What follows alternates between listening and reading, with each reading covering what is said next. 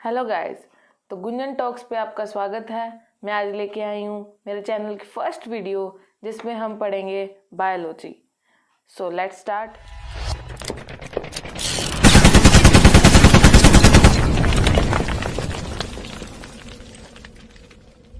So guys, हम अपनी start करेंगे यूनिट 1 से, तो जिसका वेटेज एग्जाम में रहता है 6 to 8 मार्क्स का। 2014 में 16 मार्क्स की भी पूछी गई थी ये यूनिट। तो इसमें यूनिट में मेन फोकस जो चैप्टर रहते हैं living world, biological classification, plant kingdom और एनिमल किंगडम। तो आज हम स्टार्ट करेंगे लिविंग वर्ल्ड। आप सोच रहे हो कि बहुत इजी सा है, बट ये बहुत इंपॉर्टेंट चैप्टर है। इसमें से एक क्वेश्चन जरूर पूछा जाता है। तो हम स्टार्ट करेंगे ये चैप्टर से। तो अब इसमें मेन जो आपको याद रखने वाला है अर्नेस्ट मेयर। अर्नेस्ट मेयर एक साइंटिस्ट है जिसको हम डार्विन ऑफ 20th सेंचुरी भी कहते हैं। तो मेन जो आपको याद करना है कि डार्विन ऑफ 20th सेंचुरी है। सो इसने ये भी दिया था ओरिजिन ऑफ स्पीशीज डाइवर्सिटी या डेफिनेशन ऑफ बायोलॉजिकल स्पीशीज। तो इस दोनों पे फोकस ना करते हुए अपन को सिर्फ ये याद करना है डार्विन ऑफ 20th सेंचुरी। तो अपन ये देखते हैं कि इसके बाद जो टॉपिक आता है वो है लिविंग। अब अपन कैसे डिफाइन करते हैं कि एक ऑर्गेनिज्म लिविंग है या नॉन लिविंग है। तो growth, reproduction, ability to sense environment, mount a suitable response come to our mind, ठीक है। But metabolism, ability to sense, replicate, self organise, interact और एमर्जेंस। तो अपन इसमें देखेंगे कि इसमें से मेन फोकस किस पे आता है। अगर अपने ग्रोथ और रिप्रोडक्शन पे देखें तो ये दोनों एक डिफाइनिंग कैरेक्टर नहीं है। तो अगर अपन इसमें देखेंगे ये सिनोनिमस भी है। अगर ग्रोथ हो रही है, रिप्रोडक्शन हो रही है, तो नॉन लिविंग में भी होती है। तो ये इम्पोर्टेंट नहीं है, ये डिफाइनिंग कैरेक्टर नहीं है। जहाँ हम देखें मेटाबॉलिज्म, मेटाबॉलिज्म एक डिफाइनिंग कैरेक्टर है, ठीक है। तो आपसे एग्जाम में सिर्फ यही पूछा जाएगा कौन सा डिफाइनिंग कैरेक्टर है और कौन सा नहीं। तो growth and reproduction is not a defining character, but metabolism and self consciousness, ठीक है, वो अपना एक डिफाइनिंग कैरेक्टर है। तो consciousness therefore the defining character and the metabolism is therefore a defining character. Species अपने यहाँ नोन है, जो स्पीशीज अपने यहाँ नोन है 1.7 to 1.8 मिलियन स्पीशीज अपने यहाँ नोन है, जिसे हम बायोडाइवर्सिटी भी कहते हैं। तो इस पे क्वेश्चन पूछ सकते हैं कि कितनी स्पीशीज है। तो अपन को ये फोकस रखना है कि जो डाटा गिवन है उसको एग्जैक्टली याद किया जाए, तो इसे हम बायोडाइवर्सिटी कहते हैं। तो मेन चीज़ अब अपन देखने आ रहे हैं, जो मेन फोकस आ रहा है उसमें देखो, एक तो आपसे पूछ जाएगी ICUBN और ICUZN, ठीक है। तो अब इनकी फुल फॉर्म पूछी जाएगी। तो international code of botanical nomenclature, और इसमें पूछी जाएगी international code of zoological nomenclature. So guys please writing पे ना जाएं, मैं सिर्फ आपको जस्ट समझा रही हूँ। तो अब अपन देखेंगे कि ये क्वेश्चन ये और ये पूछा जाता है उसमें नीट में। तो अब हम देखेंगे नेक्स्ट ये है कि जैसे अपन देखेंगे मैंजीफेरा इंडिका एक नेम है, इसका पूरा ब्रीफ स्टडी करेंगे। तो पहले हम जो भी लिखते हैं ना वो जेनेरिक नेम होता है और दूसरा होता है स्पेसिफिक नेम। तो जैसे मान लो कि पहले अपन कास्ट लिखें और उसके बाद अपना नाम लिखें, तो एग्जैक्ट सेम यही सिस्टम होता है अगर अपन साइंटिफिक वे में अगर अपन लिखते हैं। तो मैंजीफेरा इंडिका में पहला जो भी अगर अपन साइंटिफिक नेम लिखेंगे उसमें पहला जेनेरिक नेम फिर स्पेसिफिक नेम। इसकी एक ट्रिक देख लो कि जी हमेशा अपने अल्फ़ाबेट ऑर्डर में पहले आता है और एस हमेशा बाद में आता है, तो जेनेरिक नेम और स्पेसिफिक नेम, ठीक है। तो अब अपन इसका देखेंगे कि एग्जैक्ट क्या फॉर्मेट होता है नेम लिखने का साइंटिफिक में, ठीक है। तो उसका है कि biological names are generally written in Latin, ठीक है। या तो इसको लैटिन लैंग्वेज में लिखो या इटैलिक्स में लिखो, ठीक है। तो ये चीज़ ज़रूर पूछ जाएगी आपको, साइड में ये वाला बॉक्स मेंशन कर देंगे जो पैराग्राफ इम्पोर्टेंट है। तो इसका मतलब है कि लिखी लैटिन या फिर इटैलिक्स में लिखी जाएगी, ठीक है। जो फर्स्ट वर्ड है उसका बायोलॉजिकल नेम का वो हमेशा जीनस को रिप्रेजेंट करेगा और दूसरा नेम क्या है स्पेसिफिक एपिथेट को रिप्रेजेंट करेगा, ठीक है। both the words in the biological name when handwritten are separately underlined or printed in italics to indicate their Latin। अब इस लाइन का मतलब ये है कि अगर अपन खुद से अपने हाथ से लिख रहे हैं, जैसे अब मैंने लिखा ये वाला नेम, तो अब इसको अपन को या तो सेपरेटली अंडरलाइन करना पड़ेगा, अगर अपन इसको प्रिंट कराएंगे तो इटैलिक्स में प्रिंट कराएंगे, या फिर इसको लेटिन में, इसका ओरिजिन तो लेटिन में ही होगा। तो ये जरूर याद करना कि हमेशा लेटिन में लिखा जाता है। Okay, the first word denoted the genus started with a capital letter. एक चीज़ हमेशा याद रखना कि जो फर्स्ट लेटर होगा वो हमेशा कैपिटल लेटर होगा, और जो इसका सेकंड लेटर होगा जो कि स्पेसिफिक नेम होगा वो स्मॉल लेटर से होगा। तो आपको क्वेश्चन में गलती सिर्फ इसी चीज़ में करेंगे कि कैपिटल और स्मॉल में, ठीक है। तो उसके बाद ये याद जरूर रखना। उसके बाद आता है मैंजीफेरा इंडिका, इसमें लगा होता है साथ में साइंटिस्ट का नेम, ठीक है। तो जिसने इसको डिस्कवर किया, ठीक है, तो उसका नाम इधर जरूर लगा होगा। तो अब इसमें ऐसा लिखा होगा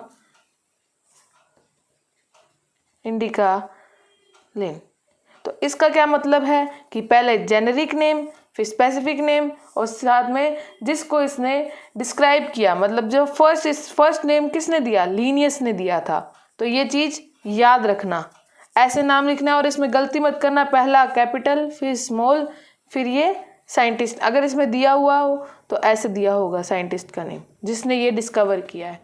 सो हम मेन फोकस जो अब देखो, इसके बाद जो मेन पूछा जाता है वो होता है हायरार्किकल अरेंजमेंट। तो अब इसको हम असेंडिंग ऑर्डर में, जैसा कि बुक में सीक्वेंस दिया हुआ आपको साइड में शो हो जाएगा, तो वो सीक्वेंस वाइज ही आपको याद रखना है, एग्जैक्ट का एग्जैक्ट ही आपका एग्जाम में पूछा जाएगा।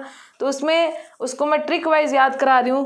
कीप पोट्स क्लीन और फैमिली गेट सिक, ठीक है। तो इसको कीप से अपन जो के है उसको किंगडम, पी से फाइलम, सी से क्लास, ओ से ऑर्डर, एफ से फैमिली, जी से जीनस और एस से सिक। तो ये एक असेंडिंग ऑर्डर में अरेंज किया गया एक सीक्वेंस है जो कि एग्जैक्ट का एग्जैक्ट एग्जाम में पूछा जाता है। तो इसको आप रट लें, तो ये आपको इम्पोर्टेंट है, इस ट्रिक की हेल्प से आप इसको याद रख लें। अब आपको जो नेक्स्ट इसका पूछा जाता है वो है टेबल। एक चीज़ और याद रखें इस चीज़ में कि जैसे जैसे अपन स्पीसीज़, जो ये स्पीसीज़ हैं, स्पीसीज़ से किंगडम की तरफ जाएंगे, वैसे वैसे कैरेक्टरिस्टिक डिक्रीज होते जाएंगे, मतलब कॉमन कैरेक्टरिस्टिक डिक्रीज होते जाएंगे। यहाँ पे ज़्यादा कॉमन कैरेक्टरिस्टिक हैं, यहाँ पे जैसे मतलब दो इंसानों में मैचिंग कैरेक्टरिस्टिक यहाँ पे ज़्यादा हैं, यहाँ पे कम है। तो ये चीज़ इसको जरूर, और हर जो चीज़ है वो एक टैक्सोन है। टैक्सोन मतलब रैंक। तो ये याद रखें कि वहाँ पे सिर्फ इतना ही पूछेंगे कि टैक्सोन किसको डिनोट करता है, वो एक रैंक को डिनोट करता है ना। ये टेबल एग्जैक्ट आपको याद होना चाहिए। तो इस वीडियो में आपको इस ट्रिक से याद कराऊंगी कि कैसे होता है टेबल याद।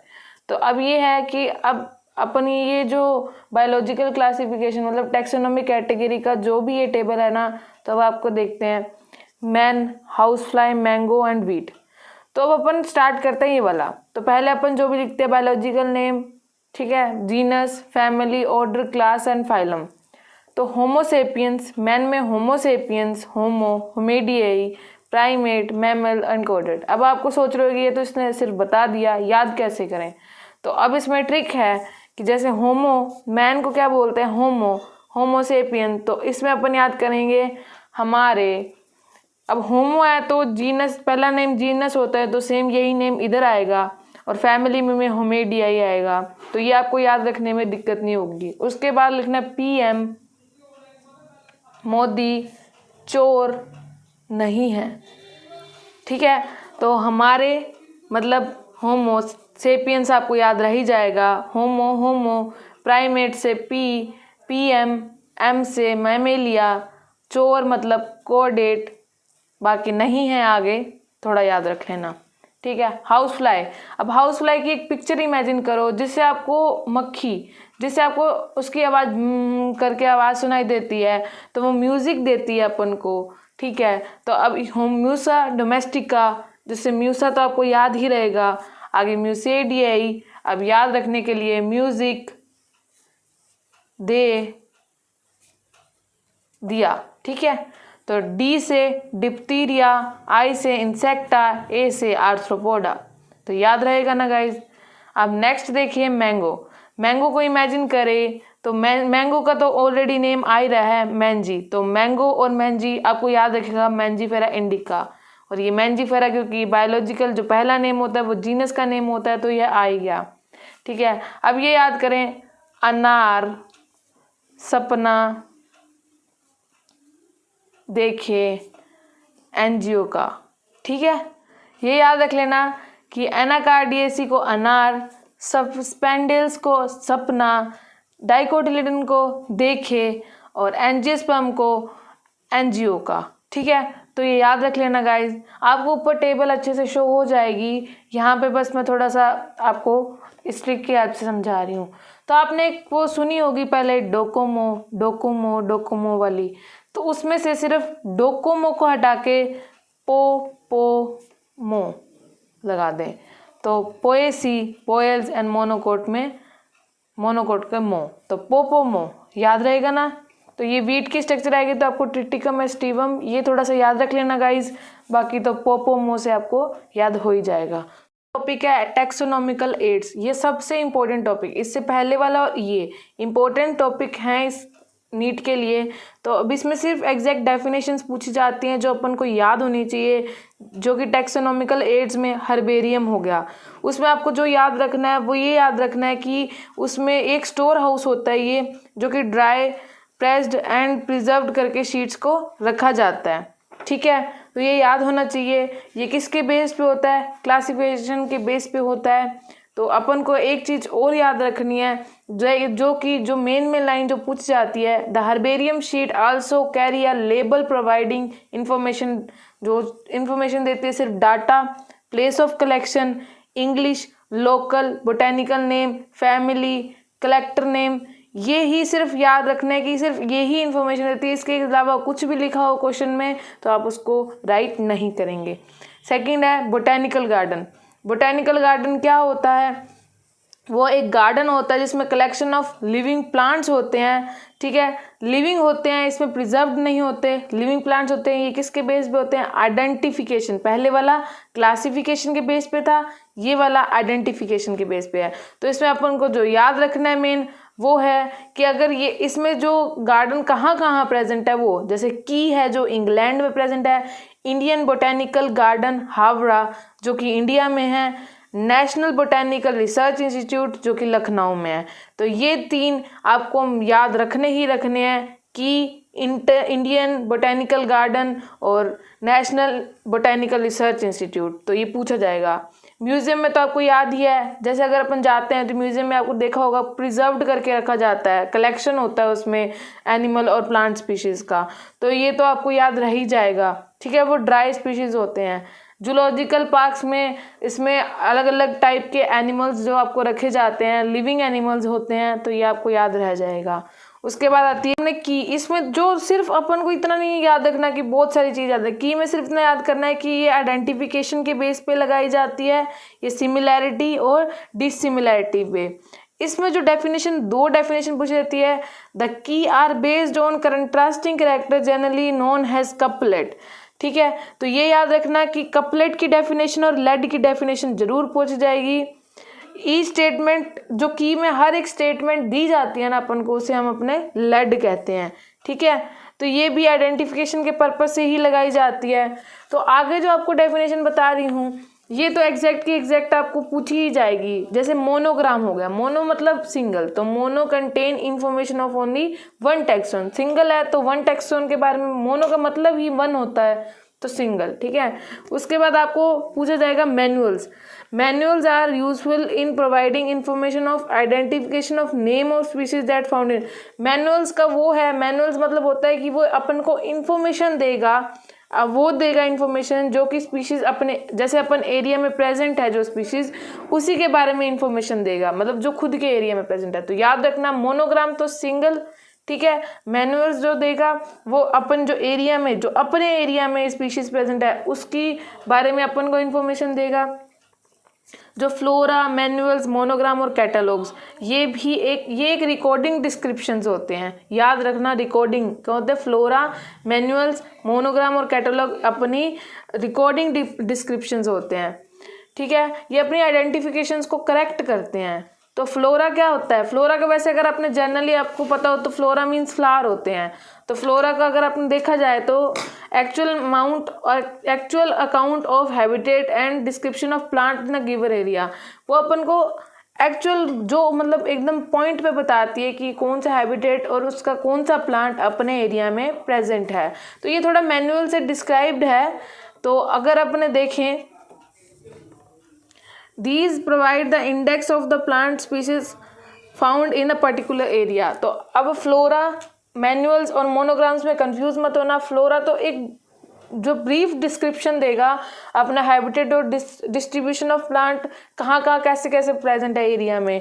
मोनोग्राम्स जो देगा वो मोनो मतलब सिंगल, तो सिंगल टेक्सोन, ठीक है। और उसके बाद मैनुअल्स है, जो मैनुअल्स होगा वो अपन को जो भी मतलब सिर्फ उतनी ही अपने को इन्फॉर्मेशन देगा जो अपने ये गिवन एरिया में प्रेजेंट है। तो ठीक है गाइज, एक बार आप एनसीईआरटी को जरूर पढ़ लें और जो जो टॉपिक्स मैंने आपको दिए हैं सिर्फ इसी टॉपिक्स में से ही क्वेश्चन आप चाहे देख लेना, इसी में से ही पूछे जाते हैं। बाकी आपको जो क्वेश्चंस है वो आपको नेक्स्ट वीडियो में आपको दे दिए जाएंगे। 5 से 6 इस साल तो नहीं आया 2020 में, बट क्या पता नेक्स्ट टाइम आ जाए, तो उसमें कोई रिस्क नहीं लेना। आप इसको एनसीईआरटी को जरूर पढ़ें। और हाँ, जो जो टॉपिक्स मैंने बताए हैं उसका एक बार रिवीजन जरूर ले लें, इसी टॉपिक्स में से मेनली पूछा जाता है। तो प्लीज़ गाइज, और आपको जो भी जो आपके एमसीक्यूज़ हैं जो आपके, वो उसमें आपको दे दिए जाएंगे। नेक्स्ट वीडियो में आपको एमसीक्यूज़ अपलोड कर देंगे। और आप प्लीज़ इस वीडियो को लाइक, शेयर और कमेंट जरूर करें अगर आपको अच्छी लगी हो। Thank you guys, and subscribe करना मत भूलें।